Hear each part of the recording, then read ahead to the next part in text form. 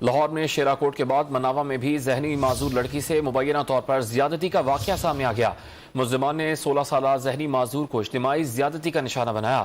بات کریں گے وسیم ریاض سے۔ وسیم، پولیس نے ملزمان کے خلاف اب تک کیا کارروائی کی ہے؟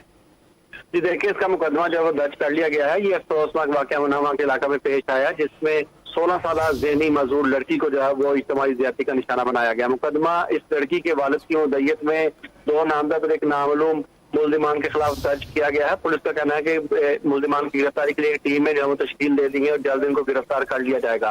ایف آئی آر کے مطابق لڑکی جو ہے وہ اپنے گھر سے باہر نکلی، جس کے بعد ملزمان جو ہے وہ اس کو گلا کر اپنے ساتھ کھیتوں میں لے کر جہاں اس کے ساتھ زبردستی اجتماعی زیادتی جو ہے وہ کرتے رہے۔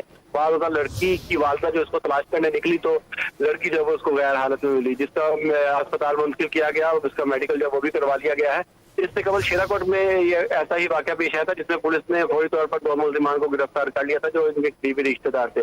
تاہم اس حوالے سے مزید تفتیش جو ہے وہ کی جا رہی ہے اور پولیس کا کہنا ہے کہ جلد ملزمان کو گرفتار کر کے سخت کارروائی کی جائے گی۔ پولیس نے 3 ملزمان کے خلاف مقدمہ درج کر لیا ہے، تاحال کوئی گرفتاری نہیں ہو سکی ہے۔ بہت شکریہ وسیم آپ کا۔